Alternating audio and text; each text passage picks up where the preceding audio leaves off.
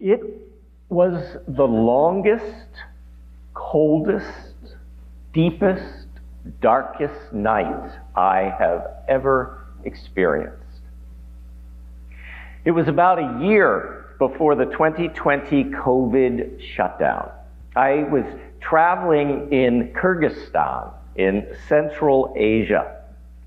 We'd just driven up several hours through the most twisting, winding, ever-increasing in height, ever-narrowing, ever-growing more bumpy road to Songkhal. Now, Songkhal is a high alpine lake at the altitude of 10,000 feet. It is the second largest lake in Kyrgyzstan. It is remote. It is a pristine paradise. Imagine this flat plain with tall mountains all around, snow-capped at this time of year. There are wild horses running out on that plain. There are little clusters of yurts spread out for what seem to be miles. And every now and then, you'd hear the shouts and voices from young men as they played their Kyrgyzstan traditional form of polo on horses.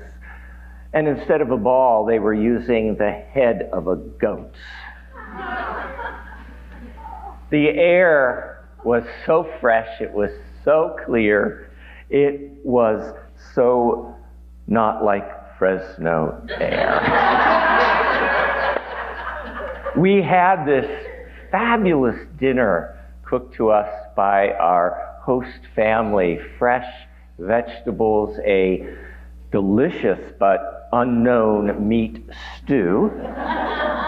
Somehow I feel that stew was somehow connected to that goat head. And then suddenly night fell. It fell hard, it fell fast, and oh my goodness, it fell cold. And it was soon time to go to sleep in our unheated yurt. Now, dear ones, it had been chilly-ish during the day, but that night the temperature plummeted, at least to somebody used to Fresno summers. Within, it seemed, an hour, I had placed on my body every layer of clothing I could from my backpack. I was huddled in my sleeping bag with multiple blankets on top of me, also some furs that I am sure were somehow connected to a goat head at one time. It was so cold, I can tell you I have never shivered so much. Finally, before dawn, and never having fallen asleep because I was simply too cold, I decided to go outside. I fumbled with the flap of the yurt, not sure where to safely put my feet on the stony ground outside, a ground I could not see because of the total blackness of the night. It was a thick, impenetrable blackness. There was this cloud cover that blocked out everything. There was no moon, there was no stars. Remember, there was no electricity anywhere, so no light was reflecting on the waters of Lake Songkhal. It was truly the deepest, darkest night I had ever experienced. I could not see my hand in front of my face. And yet, strangely, I did not feel scared or alone. Standing there on those freezing cold shores of that remote lake in Kyrgyzstan, I could feel the presence of something so much greater than myself there in the darkness. Something benevolent, something healing.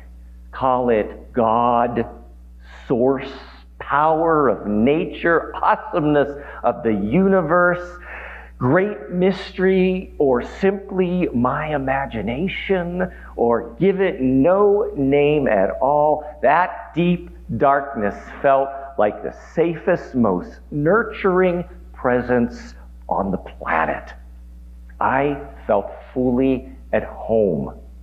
And within the unseeable, unknowable vastness of the universe, as poet Stephanie Noble writes, that darkness had its own hue, its own resonance, its own breath. The darkness surrounded me, but it also filled me. It filled my heart with this warmth that drove out the shivering in my cold body. In that warm blackness, my heart felt connected to something primal, something immense, something so much greater than myself. That beautiful, vast darkness, I was part of it, and it was part of me. We were part of the oneness of all, what Ralph Waldo Emerson once called the soul of the whole.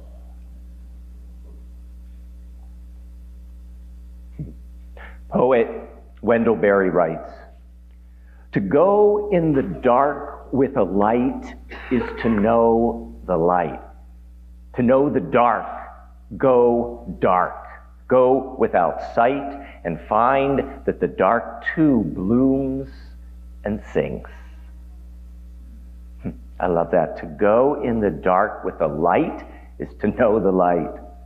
To know, truly know the dark, go dark. Go without sight. Last night was the longest night of the year. How many of us stepped out, even for a moment, to experience that deep night? So some of us, others were tucked in bed. Last night, we had more darkness than we will have any time again until next year on December 21st, 2025. In this dark time of year, we humans have created so many wonderful festivals of light. Solstice, Christmas, Kwanzaa, Hanukkah, New Year's Eve, and New Year's Day. All of these winter festivals are about celebrating the return of light, the return of the sun. The celebrations of this season are about eliminating as much darkness as we can by seeking out, by creating as much light as we can. Yesterday, on NPR's Morning Edition, I heard again one of the most beautifully written descriptions of this human impulse to escape the winter darkness. It is poet Susan Cooper's The Shortest Day. I've loved this poem for years, ever since I first heard it in Boston so many decades ago. This poem begins, "And so the shortest day came, and the year died. And everywhere down the centuries of the snow-white world came people singing, dancing to drive the dark away. They lighted candles in winter trees. They hung their homes with evergreens. They burned beseeching fires all night long to keep the year alive. And when the New Year's sunshine blazed awake, they shouted, reveling. Through all the frosty ages, you can hear them echoing behind us. Listen."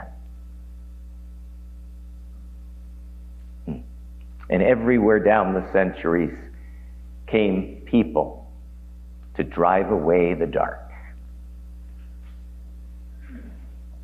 I think of something my mom would always say this time of year. As a kid, I was so excited to see all the holiday lights decorated outside on houses, on bushes, and around apartment windows, and inside on trees and mantels and tables.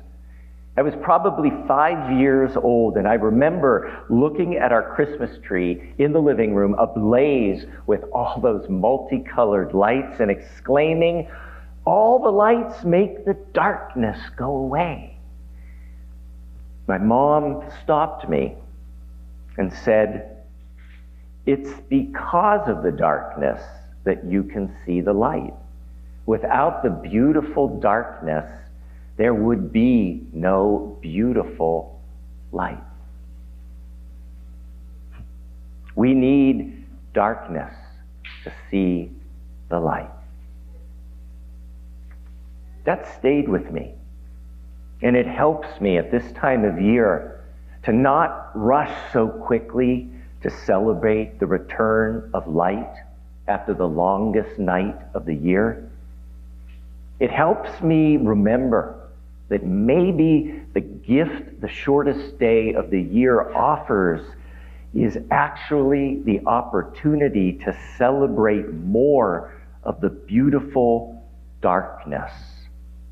The solstice says to us, don't rush to find the light when we can rest a while in the deep quiet of darkness. Chris Heater, a wilderness guide and poet, understands the invitation of the darkness. He writes, "There is a pause now, this quiet solstice time, before light slowly lengthens. The temptation to count the days, to hold our breath until daylight stretches back into evening, early morning, forcing back the darkness. Oh, what a relief it will be, these light-starved bodies, to see again, no longer fumbling in darkness. Still, somewhere deep inside, past resistance and reason, you know this darkness too is your home. Not a place you were taught to hurry through, lest you be swallowed by the whale of darkness, never to be seen again. Your soul knows better. Your soul knows night is the place of dreams. Far beyond what seeing eyes call horizon, night eyes know no such boundary. Turn towards darkness and find not fear, but peace and courage and life.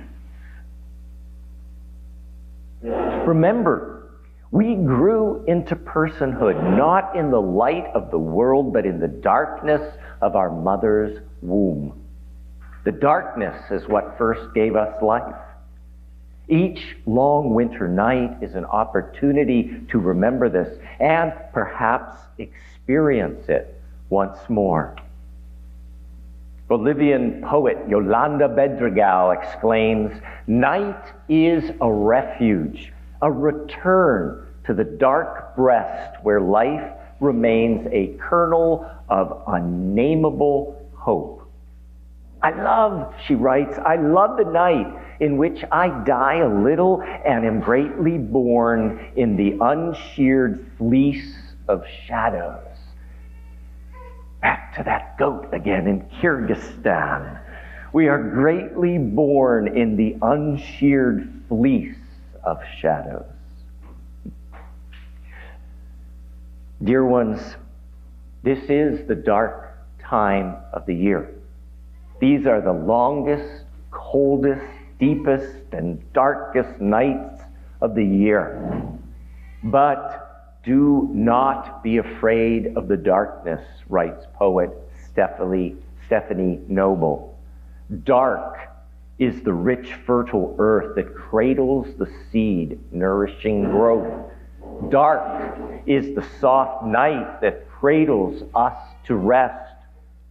Only in darkness can stars shine across the vastness of space. Only in darkness is the moon's dance so clear.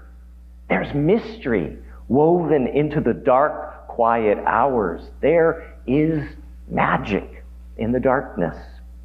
Do not be afraid. We are born of this magic. It fills our dreams that root, unravel, and reweave themselves in the shelter of the deep, dark night. The night has its own hue, its own resonance, its own breath. It fills our soul, not with despair, but with promise. Dark is the gestation of our deep and knowing self. Dark is the cave where we rest and renew our soul. We are born of the darkness, and each night we return to the deep, moist womb of our beginnings.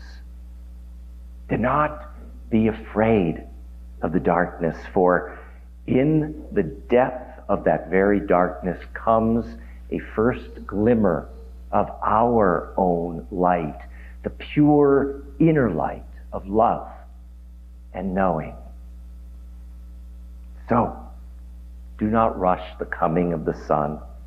Do not crave the lengthening of the day. Celebrate the darkness here and now, a time of richness, a time of joy. Happy solstice, dear ones. Happy solstice. Que así sea, bendito sea. May it be so. Blessed be. Amen.